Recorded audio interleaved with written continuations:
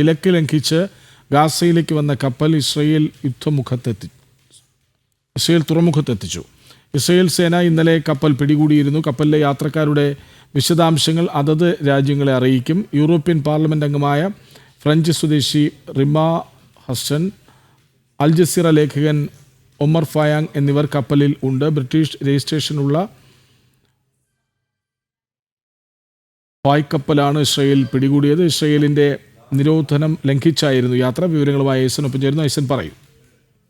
കൃഷ്ണരാജ്, ഈ കൃത്യമായ നിയന്ത്രണം ഇസ്രായേൽ പ്രതിരോധ സേന ഗാസയിലേക്ക് ഏതെങ്കിലും രീതിയിലുള്ള കൺസൈൻമെൻറ്റുകൾ എത്തിക്കുന്നതിന് കർശനമായ എതിർപ്പും നിരോധനവും ഏർപ്പെടുത്തിയിരുന്നു. ഈ നിരോധനം ഏർപ്പെടുത്തിയതിന് പിന്നാലെയാണ് ഈ നിരോധനം എതിർത്തുകൊണ്ട് തന്നെയാണ് ഈ യാട്ട് അതല്ലെങ്കിൽ ഈ പായ്ക്കപ്പൽ പോലുള്ള സംവിധാനം അവിടേക്ക് എത്തിയത്.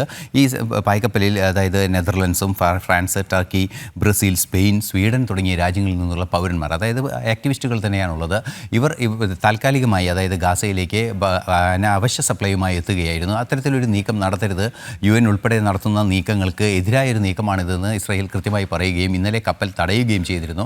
ഈ കപ്പൽ തടഞ്ഞതിന് പിന്നാലെയാണ് കടുത്ത നടപടികളിലേക്ക് ഇപ്പോൾ നീങ്ങിയിരിക്കുന്നത്. കപ്പൽ കസ്റ്റഡിയിലെടുത്ത് ഇസ്രായേലിൻ്റെ തുറമുഖത്തേക്ക് എത്തിച്ചിരിക്കുകയാണ്. മാത്രമല്ല, ഈ കപ്പലിലുള്ള ജീവനക്കാർ, കപ്പലിലുള്ള ഈ യാത്രക്കാരെ മുഴുവൻ അതത് രാജ്യങ്ങളിലെ അധികാരികളെ അറിയിക്കുമെന്ന വളരെ കൃത്യമായൊരു നിലപാട് ഇസ്രായേൽ സ്വീകരിക്കുകയും ചെയ്യുന്നുണ്ട്.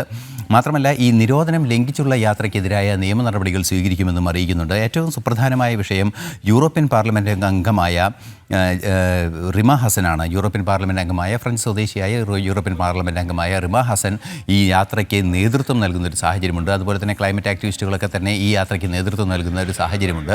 ഒരു ദേശീയ നയത്തിനെതിരെ അല്ലെങ്കിൽ ഇസ്രായേലിൻ്റെ ഒരു ദേശീയ നയത്തിനെതിരെ അല്ലെങ്കിൽ ഒരു സഖ്യത്തിൻ്റെ പൊതു നയത്തിനെതിരെ ശക്തമായൊരു നിലപാട് സ്വീകരിച്ചുകൊണ്ടുള്ള ഈ യാത്ര അംഗീകരിക്കാനാവില്ല എന്ന് ഇന്നലെ തന്നെ വ്യക്തമാക്കുകയും കപ്പൽ തടയുകയും ചെയ്തിരുന്നു. ഇന്ന് കപ്പൽ വീണ്ടും ഇസ്രായേൽ തുറമുഖത്തേക്ക് എത്തിച്ചതിന് ശേഷം തുടർ നടപടികളിലേക്ക് നീങ്ങുമെന്നാണ് ഇസ്രായേൽ ഇപ്പോൾ അറിയിച്ചിരിക്കുന്നത്. ശരി, ഐസൻ ജോസാണ് വിവരങ്ങൾ നൽകിയത്.